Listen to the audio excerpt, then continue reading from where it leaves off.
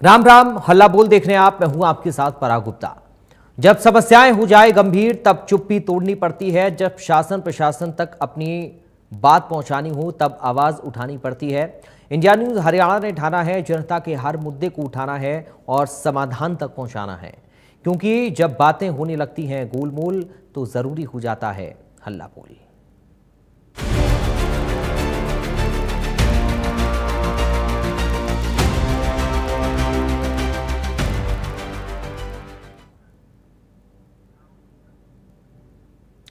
हल्ला बोल की इस खास पेशकश में इस हफ्ते हमने बात की नशे के बारे में कि कैसे शासन प्रशासन के भरसक प्रयासों के बाद भी ये नशा तस्कर बाज नहीं आ रहे हैं।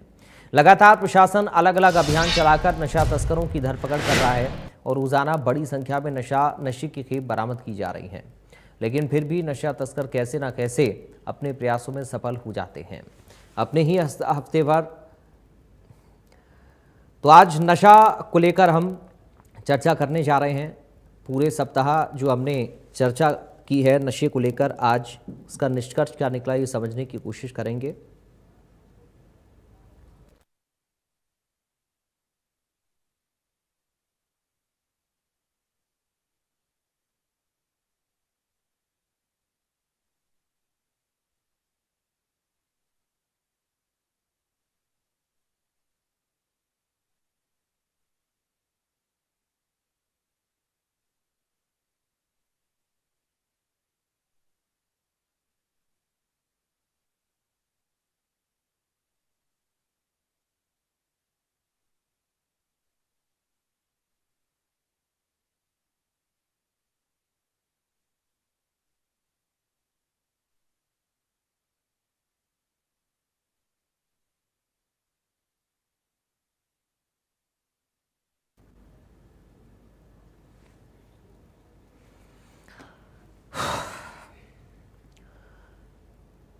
तो आज नशे को लेकर हम चर्चा करेंगे।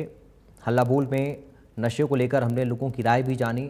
पूरे हफ्ते लोगों से संपर्क करके ये समझा कि नशे को रोकने के लिए आखिर क्या पुख्ता इंतजाम हो सकते हैं, इसको लेकर लोगों की राय क्या है, प्रशासन किस तरीके से प्रयास नशे को कम करने के लिए, नशे की रोकथाम के लिए कर रहा है।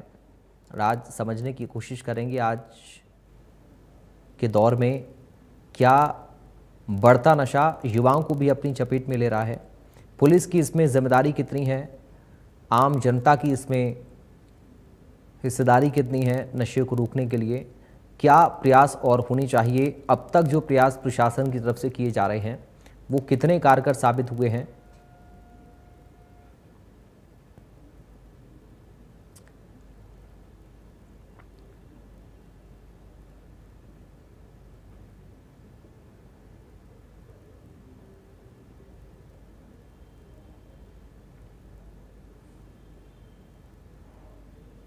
लगातार प्रशासन की तरफ से कार्रवाई भी की जा रही है नशे को लेकर। नशा तस्करों पर भी एक्शन हो रहा है, गिरफ्तारियां भी हो रही हैं, नशा भी पकड़ा जा रहा है और उसके बाद भी इस तरह के मामले सामने आते हैं। इन पर रोक लगाने के लिए, इन पर अंकुश लगाने के लिए क्या और ज़रूरी कदम उठाने की ज़रूरत है और साथ ही पुलिस जिस तरह के प्रयास कर रही है उनका असर ग्राउंड पर कितना है, ये भी आज समझने की हम कोशिश करेंगे। चूँकि बढ़ता नशा युवाओं के भविष्य को भी बर्बाद कर रहा है। नशा रोकने में क्या अकेले पुलिस की जिम्मेदारी है या आम जनता की भी उतनी ही जिम्मेदारी इस नशे को रोकने के लिए है, ये भी एक सवाल है।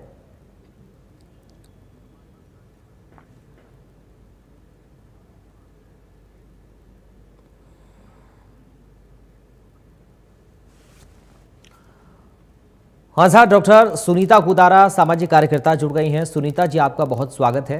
और उत्तराखंड के पूर्व डीजीपी डॉक्टर अशोक कुमार जी जुड़ गए हैं, बहुत स्वागत है सर आपका। और हमारे साथ डीएसपी रजत गुलिया साहब जुड़ गए हैं। डीएसपी साहब, आपका बहुत स्वागत है। सबसे पहले रजत गुलिया जी, शुरुआत में आपके साथ ही कर रहा हूँ। हमने अपने खास कार्यक्रम हल्ला बोल में पूरे हफ्ते लोगों से राय जानी है, समझने की कोशिश की है कि आम लोगों की इस पर राय क्या है, नशा रोकने के लिए पुलिस के कदम कितने कारगर साबित हो रहे हैं, आम जनता की भागीदारी इसमें कितनी होनी चाहिए या फिर क्या कदम और उठाने की ज़रूरत है। ग्राउंड पर चूंकि आप लगातार रहते हैं, तो क्या स्थिति फिलहाल नशे को लेकर है, पुलिस जो प्रयास कर रही है, कितना आपको लग रहा है कि वो कदम कारगर साबित हो रहे हैं, आने वाले वक्त में कितनी और सफलता की संभावनाएं हैं या कितनी और गुंजाइश है, कितना और यह नशे का कारोबार बढ़ा हुआ है जिसको रोकने में आप लोग क्या कदम उठाएंगे? रजत जी। धन्यवाद पराग जी। जी। पराग जी, जैसे हमारा हरियाणा पुलिस का जो मेन नशा की सप्लाई को जो रोकने का काम रहता है, हम दो चीजों पर काम करते हैं। एक तो सप्लाई रिडक्शन जी। और दूसरा डिमांड रिडक्शन पर। तो अगर हम सप्लाई रिडक्शन की बात करें तो सप्लाई रिडक्शन का मतलब है जो ड्रग्स के जो सप्लायर हैं उस सप्लाई चेन पर प्रहार। उसमें जो हमारा सबसे पहला काम रहता है, हमारा अगर देखा जाए तो एक हमारा स्टेट में भी एक इकाई है जिसको Haryana state narcotic control bureau का नाम दिया गया है, जिसको एडीजीपी या डीजीपी रैंक के सीनियर अधिकारी हेड करते हैं और इन्हीं के थाने हर एक जिले में सेटअप है। इसके अलावा जो हमारी डिस्ट्रिक्ट पुलिस की इकाई है उसमें एक separate unit anti narcotic cell के नाम से भी सेटअप होता है, जिसको भी एक इंस्पेक्टर या सब इंस्पेक्टर रैंक के सीनियर अधिकारी हेड करते हैं, जिनकी सुपरविजन जीओ रैंक का डीएसपी रैंक का अधिकारी करता है। और जब बेसिकली इन दोनों इकाइयों का काम है एनफोर्समेंट का। एनफोर्समेंट में जो हमारे पास इंफॉर्मेशन आती है उसके चलते हुए मुकदमे दर्ज करे जाते हैं। जो भी साइकोटॉपिक सब्सटेंसेस या नार्कोटिक ड्रग्स जो बैंड लिस्ट में है, जिसकी सेंट्रल गवर्नमेंट टाइम टाइम पर रिवीजन भी करता रहता है, उसके तहत मुकदमे दर्ज होते हैं। और जैसा कि क्वांटिटी डिफाइंड है, small intermediate commercial. Small quantity का जो पर्चा रहता है उसमें कई बार थोड़ा जल्दी बेल हो जाती है। इंटरमीडिएट कमर्शियल क्वांटिटीज में लंबे टाइम तक जो है जुडिशियल कस्टडी में रहते हैं। फिर सिर्फ मुकदमे दर्ज करने तक ही सीमित नहीं है, मुकदमा दर्ज करने के बाद हम ड्रग के सोर्स तक जाते हैं कि ड्रग्स कहाँ से आई थी।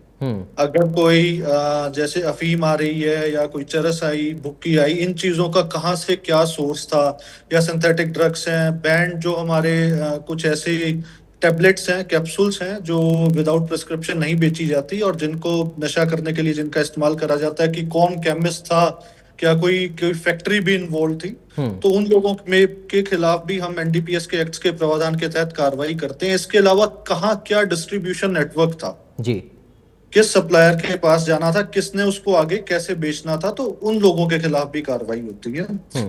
मात्र हम अरेस्ट तक सीमित नहीं है। अरेस्ट होने के बाद 68F के प्रावधानों के तहत एनडीपीएस एक्ट के हम ऐसे लोगों की प्रॉपर्टीज भी आइडेंटिफाई करते हैं और इन प्रॉपर्टीज की आइडेंटिफिकेशन के बाद इन प्रॉपर्टीज की अटैचमेंट भी होती है। जो ड्रग्स के बेसिकली ड्रग्स बेच के जो संपत्ति अर्जित करी गई है, चल व अचल संपत्ति जी, उनको भी आइडेंटिफाई करा जाता है और आइडेंटिफाई करने के बाद जो हमारी कंपिटेंट अथॉरिटी है उस पर सुटेबल एक्शन लेके वो गवर्नमेंट द्वारा अटैच भी करी जाती है।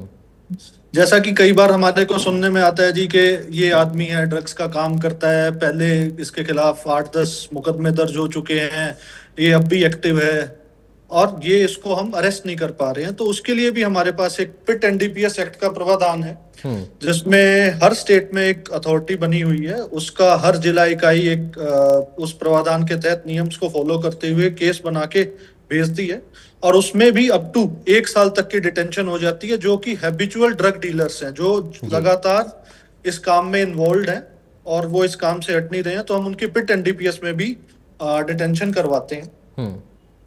इसके अलावा हर जिले में एक fast track court, separate court setup करी गई हैं ताकि जल्द से जल्द ट्रायल हो सके और ट्रायल ताकि जो हमारे जो ऑफेंडर्स हैं उनको सजा भी जल्द मिले।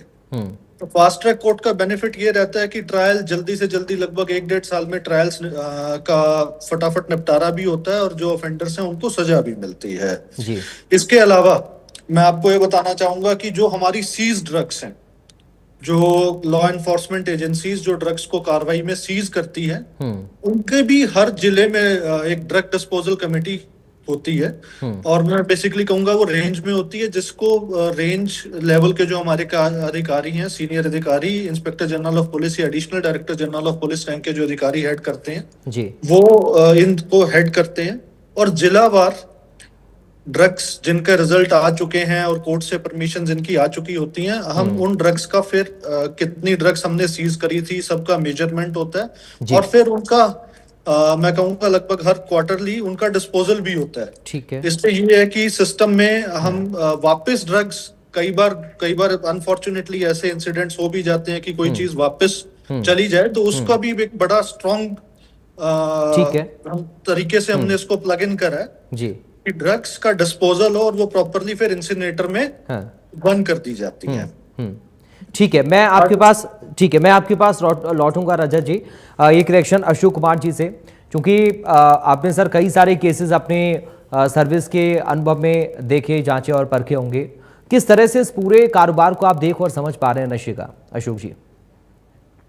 क्योंकि जो नशे का कारोबार है ये एक बहुत बड़े नेटवर्क का हिस्सा है, कहीं ना कहीं नार्को टेररिज्म से जुड़ा हुआ है, इसके पीछे विदेशी ताकतें भी हैं। तो हम लोगों को जो ड्रग्स में पैसा है ना, पैसे का स्केल बहुत हाई जी। ड्रग्स स्मगलिंग में, मतलब 1:100 टाइप समझ लीजिए। तो वो फिर दुनिया भर के जगह में लोगों में बढ़ता है। तो ये इसके पीछे विदेशी ताकतें भी हैं। तो इसको जो है ना हमें जड़मूल से खत्म करना है, तो बड़े जो सप्लायर्स हैं वहां तक जाना है, सप्लायर के पीछे की जो चेन है वहां तक जाना है, फिर इनकी जो फंडिंग हो रही है, पैसा जो इकट्ठा हो रहा है, पैसा कहाँ जा रहा है, उन अकाउंट्स तक पहुंचना है, उस पे प्रहार भी करना पड़ेगा साथ साथ। बाकी ग्राउंड लेवल वर्क जैसा डीएसपी साहब बोल रहे हैं वो भी करना है कि जो एंड कंज्यूमर है और जो। ठीक है अशोक जी, माफी के साथ मैं थोड़ा सा रोक रहा हूं, क्योंकि मुझे अभी खबर मिली है मेरे टीम से कि रजत गुलिया जी को जाना होगा। तो बहुत धन्यवाद मैं रजत जी आपका करूंगा, आप जुड़े और आपने बताया कि किस तरह से आप नशे को रोकने के लिए कार्रवाई कर रहे हैं। बहुत धन्यवाद रजत जी आपका। अशोक जी आप अपनी बात पूरी करिए सर प्लीज। मैं कह रहा था कि जो ग्राउंड लेवल के ऑपरेशन है उनको भी करना जरूरी है। ग्राउंड लेवल पर हमें जो लोगों में अवेयरनेस है उसको फैलाना जरूरी है, जिससे ड्रग की डिमांड कम हो। फिर जो सप्लाई साइड है उस पर भी प्रहार जरूरी है, क्योंकि जो छोटा क्रिमिनल से लेके जो चेन बनी हुई सारी पे हमें अटैक करना पड़ेगा एनफोर्समेंट में, तब जाकर के ड्रग्स की सप्लाई रुकेगी। एक दो से छोटे छोटे मछलियों को पकड़ने से काम नहीं चलेगा। फिर एक और फील्ड है इसमें जो ग्राउंड लेवल पर जो जरूरत है वो है ड्रग डी एडिक्शन। जो ड्रग्स का शिकार हो चुके, वो तो विक्टिम बन गए ना, उनकी आदत पड़ गई, लत पड़ गई, तो उनको उससे बाहर निकालना है। तो ड्रग डी एडिक्शन पे भी काम होना बाकी है। उसकी क्वालिटी के सेंटर्स नहीं है हमारे देश में, तो जहाँ पे drug de addiction properly effectively लागू हो सके, तो वो उस लेवल पे भी काम करना है। मतलब एक ग्राउंड लेवल वर्क है, एक बड़े लेवल का काम है जिसको इंटेलिजेंस और नारकोटिक कंट्रोल ब्यूरो और स्टेट पुलिस जो है बड़े बड़े जो इसके ड्रग पेडलर्स हैं उन पे शिकंजा कर सके। इतने सारे काम होने हैं। ठीक है डॉक्टर सुनीता जी, आप कैसे देख रही हैं इस पूरे कारोबार को? पुलिस जो कार्य कर रही है इस कारोबार को रोकने के लिए, इन तस्करों पर अंकुश लगाने के लिए, और साथ ही हरियाणा के संदर्भ में अगर हम देखें, क्या पिछले कुछ वर्षों में जिस तरीके की पहल प्रशासनिक स्तर पर की गई है उससे कमी आई है नशे में? सुनीता जी नमस्कार। देखिए, मैं समाज में रहती हूँ और मैं ना तो पुलिस में हूँ ना नारकोटिक्स कंट्रोल ब्यूरो में हूँ, लेकिन मैं आपको बता दूं कि पिछले 24 साल से नारकोटिक्स कंट्रोल ब्यूरो के साथ, मिनिस्ट्री ऑफ सोशल जस्टिस के साथ, और अब तो डीएम ऑफिस भी साथ में हो लिए हैं, तो हम 24 साल से अवेयरनेस का प्रोग्राम कर रहे हैं। पुलिस क्या कर रही है वो पुलिस का काम है, नारकोटिक्स कंट्रोल क्या कर रहा है वो उनका काम है, लेकिन एक अवेयरनेस जो हमें समाज में करनी है, भारत का नशा मुक्त भारत अभियान को आगे बढ़ाना है, उसके लिए इस साल, क्योंकि हम 23 साल से कर रहे थे, ये 24वां साल था, तो इस साल हमने कुछ नए आयाम चुने। उसमें सबसे पहला था कि मिनिस्ट्री ऑफ सोशल जस्टिस का एक ऐप है जिसके थ्रू QR कोड लेकर, और हर इंसान जो नशा मुक्त रहना चाहता है वो एक प्लेज लेता है और उस ऐप में अपना फिलिंग करता है, सारा अपना डॉक्यूमेंट्स फिल करता है और वो नशा मुक्ति मित्र कहलाता है। हमने सिर्फ यही नहीं, हमने दिल्ली, हरियाणा और यूपी को इस बार कवर किया, और हमारा 21 को सबसे बड़ा प्रोग्राम 2,500 रनर्स के साथ इंटरनेशनल योगा ज्वेल सेलिब्रेशन के साथ हमने नशा मुक्त भारत अभियान को सेलिब्रेट किया। उसमें सबको नशा मुक्ति मित्र बनाया और एक नारकोटिक्स कंट्रोल ब्यूरो का मानस ऐप है जिसमें कि आपकी आइडेंटिटी गुप्त रखी जाती है और आप कहीं भी कुछ भी देखें ड्रग्स का कुछ भी होते हुए तो उसको आप उसमें कंप्लेन कर सकते हैं जी। तो जिससे आपकी आइडेंटिटी का पता नहीं चलेगा। तो हमने उसकी भी अवेयरनेस करी आम जनता में, रनर्स के बीच में। होता क्या है, सरकार की पहुंच गवर्नमेंट एम्प्लॉयज के साथ तो हो जाती है बट आम जनता पे तक पहुंचने के लिए हम जैसे जो ऑर्गेनाइजेशन चला रहे हैं या हम जो पब्लिक डीलिंग कर रहे हैं, हमारी रनिंग एकेडमी 18 रनिंग एकेडमी आई थी उसमें, तो उन सब को मानस ऐप के बारे में बताना, उन सब को नशा मुक्ति मित्र बनाना, ये हमारा काम होता है। क्योंकि गवर्नमेंट वाले, जब भी मैंने किसी गवर्नमेंट डिपार्टमेंट वालों से कहा, जैसे आईटीबी वाले आते हैं मेरे पास रनर्स, तो उन्होंने कहा मैडम हमारे लिए तो कंपलसरी है, हम तो नशा मुक्ति मित्र बन चुके हैं। लेकिन जो किसी गवर्नमेंट डिपार्टमेंट में नहीं काम करते उन तक हम पहुंचते हैं। तो इस तरह से हमने गांव कवर किए, इस बार शांडिल्य धाम कवर किया, अयोध्या का मेडिकल कॉलेज कवर किया। तो जब हम मेडिकल कॉलेज के स्टूडेंट्स के पास जाते हैं तो एक बंदा 100 के बराबर होता है, क्योंकि जब वो डॉक्टर बनेगा तो वो वही बात को औरों को बता पाएगा। तो इस तरह से हमने इस बार अपने नशा मुक्ति भारत अभियान को सिर्फ 21 को जहां हमने रन अगेंस्ट ड्रग अब्यूज किया, उसके साथ साथ हरियाणा में रोहतक, भिवानी, बहुत सी जगह से रनर्स आए भी और हमने उनको नशा मुक्ति मित्र बनाया। और जो नशा मुक्ति मित्र बनता है, जब शपथ लेता है तो उसकी जिम्मेवारी बन जाती है कि वो अपने जैसे 1000 को और बताए। तो हम काम कर रहे हैं जो ड्रग फ्री यूथ है वो इसमें ना पड़े, इसके लिए अवेयरनेस बहुत जरूरी है। और इसके साथ साथ कुछ एनजीओज जो ड्रग डी एडिक्शन सेंटर्स चला रहे हैं, उनके जो रिकवर्ड एडिक्ट्स हैं वो हमारे प्रोग्राम में जुड़ते हैं और वो अपने साल काउंट करते हैं कि हम कब से रिकवर्ड हैं। तो बहुत अच्छा लगता है ऐसे लोगों से मिलके जो कि बहुत सालों से, अब मुझे 24 साल हो गए हैं नशा मुक्त भारत अभियान को आगे बढ़ाते हुए। मोदी जी ने इसको 2020 में इंडिया लाल किले से अनाउंस किया था और वो 15 अगस्त का दिन था। तो हम 15 अगस्त के आसपास एक सुवेनियर भी निकालने वाले हैं जिसमें कि वो सब हर साल अगर 25,000 को हम टच कर रहे हैं बिल्कुल डायरेक्टली, तो ये देख लीजिए कि 24 साल में हम कितने लोगों को टच कर चुके होंगे। और हमारी कोशिश यही है कि हम और अवेयरनेस फैलाएं इसकी। हम यहाँ से दिल्ली से हरियाणा जाएं, दिल्ली से भोपाल जाएं, दिल्ली से मुंबई जाएं। और मैराथन ऑन व्हील्स हमने शुरू की है एक, जो इस साल पहली बार हुई थी, जो हम अयोध्या गए। और इस तरह से आगे बढ़ते रहेंगे और नशा मुक्ति मित्र बनाते रहेंगे और इनका जो मानस ऐप है उसकी अवेयरनेस आम जनता में पहुंचाते रहेंगे। ठीक है अशोक कुमार जी, आप जनता की भागीदारी की भी इसमें बात सामने आती है कि लोगों को भी थोड़ा सा अवेयर होना पड़ेगा। जनता की भागीदारी इसमें कैसे सुनिश्चित हो सकती है, इस पर थोड़ा सा मैं चाह रहा हूं आप प्रकाश डालें। देखिए, जो सुनीता जी ने बताया, काफी बड़े प्रयास कर रही हैं, बड़ी मेहनत कर रही हैं, ये बिल्कुल अच्छी बात है। मैं आपको बता दूं, मैंने देहरादून में 4 बड़ी मैराथन करवाई रन अगेंस्ट ड्रग्स, और उसमें 20-20 हजार लोग आते थे, हम सबको शपथ दिलवाते थे। तो ये एक पब्लिक रैली टाइप की हो जाती है, उससे अवेयरनेस फैलती है। फिर जो पुलिस है, स्कूलों में, कॉलेजेस में, यूनिवर्सिटीज में, वहां सब जगह जा जा करके एंटी ड्रग्स कैंपेन चलाने चाहिए, इससे जनता इससे जुड़ेगी, क्योंकि वही सबसे बड़ा अड्डा बने हुए हैं। ड्रग्स कंजम्पशन का सबसे बड़ा अड्डा ही यही सब बन गए कॉलेजेस और यूनिवर्सिटीज।